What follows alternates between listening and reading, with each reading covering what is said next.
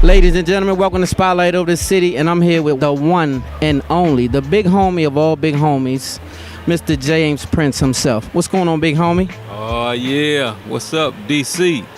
Hey, we love you, man. A lot of people have been worrying me to death about trying to get down here to get involved with the Mr. J. Prince himself. The first thing that I admire about you is your love for God. Yeah. And so when I read your book, I heard you say the driving force was mom and a house and land. Yeah. And it took off from there. Yeah. So tell me a little bit about that journey. Yeah, I mean, ever since like the age of 8 years old, I vowed as a kid that I would be the one to break the poverty curse where my family was concerned, because as a kid I witnessed a lot of pain, you know what I mean, a lot of suffering, a lot of different things that, you know what I mean, my family crying, tears, lights being cut off, being kicked out of the home. There's a lot of poverty things that ghetto boys around the world can relate to. And as an 8-year-old, I told my grandmother, I told my auntie, I told my mom, I'm gonna be the one. Don't worry about that, mama. I'm gonna do something about that. So, you know what I mean, I put that on my shoulders and I never looked back, as I started my journey from that day forward, you know what I mean? And as I matured, it was something that I was willing to die for, to break that poverty curse where my family was concerned. And you did just that. God has blessed you tremendously, but the thing that I love the most is you acknowledge it. It's not, a lot of people in your position don't acknowledge God. They got too big for God. And so tell me what keeps you grounded in God.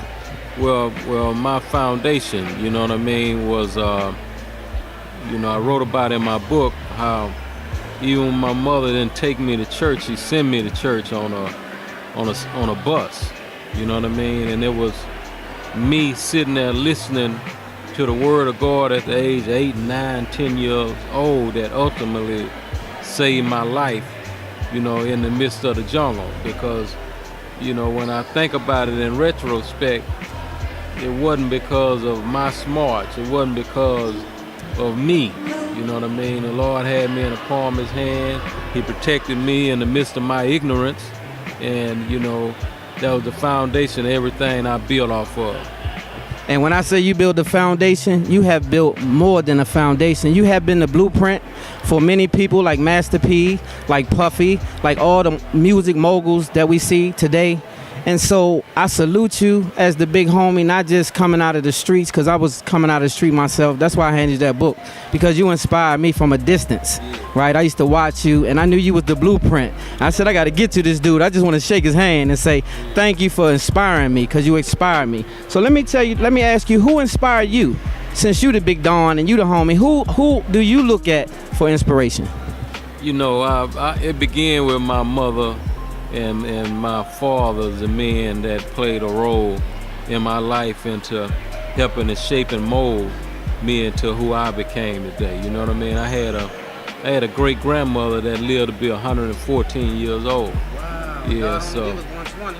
yeah, you know what I mean? So, well, I don't know if you only give us 120. That's what the Bible tells. The Bible say 120, you got to go. I think what it say 80 and 10. Which is 70. That's what's kind of promised to us if we live upright. Right. Ain't no many make it to that 120 number that I met or know. No, that's supposed to be the cap though. Yeah. Your grandmother made it to 114. 14, man, and she shared a lot of wisdom, knowledge, and understanding with me. So my whole foundation of wisdom and role model began with those people.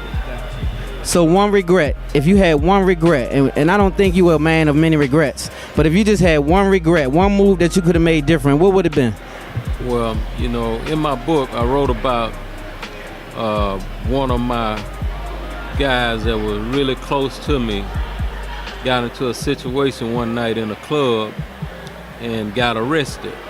And I was able to have a conversation with the police and get him out the back of that car and put him in my van to go home. And as he was leaving the parking lot, he drove across the street and got like half his head blew off. You know what I mean? So if there was one thing I could change You know, as bad as I would hate to say this, but in order for him to live, I would have left him. He would have been in prison, but he would still be alive and have a chance for freedom. And just a ride to jail at night. Yeah, very unfortunate, but you can't save everybody. Sometimes God has a different plan. But I just want to say, like I say, your spiritual balance is what made me become balanced and made me leave the streets alone, because I was locked and loaded and I was around. That's how I know a lot of people around here, and that's how I established myself. It wasn't the positivity that I established, it was the negative, but I turned it into something watching you as the blueprint. So I want to thank you for inspiring me. And let's see, I have so many questions because I've read your book, and 2 days, I read that book in 2 days. And man, when I read about your sister, I said he has a new angel. So how did you handle that situation so young? Because you were very young, and that's very traumatic, very traumatic. Yeah. You know, once again, I think a lot of my situations was handled wisely because of my spirituality. You know what I mean? It's one thing about the truth where God is concerned. It don't matter if you're a babe or you're 1,000 years old. That one truth is the same truth, and it'll carry you in the past, the present, and the future. Yeah, and I was able to stand on that in the midst of a lot of stormy days, hurricanes, and all of that, you know what I mean? And it was sufficient, you know what I mean? So, yeah, I give all credit to God, man. And that's who deserve it all. So before I get you out of here, I want to say one more thing. If you could talk to the young people today, because they seem to be extremely lost, this generation that I'm watching now, I'm 50, so I haven't seen this before, to be honest with you. What could you say to them, or what would you feel to say to them that would inspire them to do something different? Because they need change. Yeah, well, you know, first of all, when I look at the generation of the day, I understand that they didn't get this way by following people that wasn't perfect people.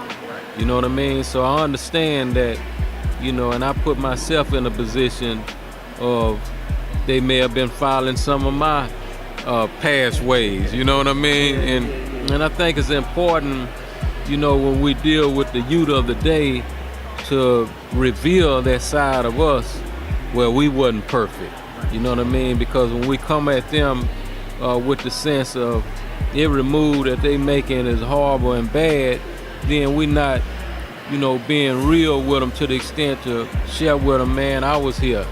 You know what I mean? I wasn't always who I am today. You know what I mean? I was trying to run off the cliff, off the bridge. I was that person, but he is what made me transform. So we come at them, you know, from a place of realness.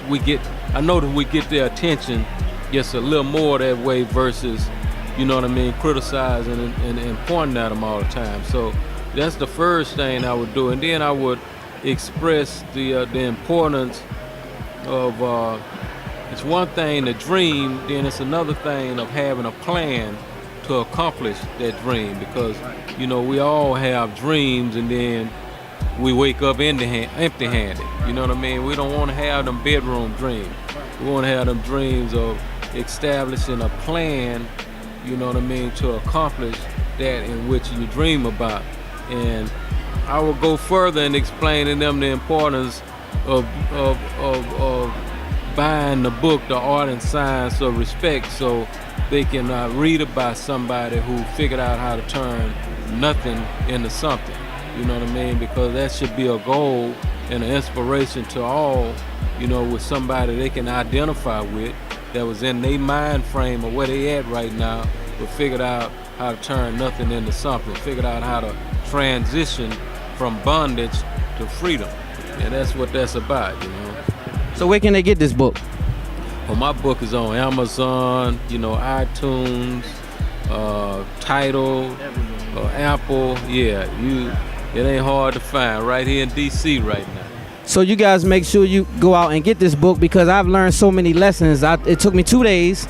I read this whole book, and when I tell you it's so many lessons in here, one of the major things I learned is if you are on the other side of the fence right now, you haven't transitioned, have a purpose for what you're doing, or you'll die in the street or go to prison. That's the one thing. And then make sure that you do it for somebody other than yourself. is what this gentleman has taught me. Do it for somebody bigger than you, your family. Have a different purpose, not be selfish. I thank you for your time, big homie. This has been a real pleasure, man. And welcome to DC. And you guys stay tuned for Spotlight over the City, man. Oh, that's it and that's all. It's a wrap.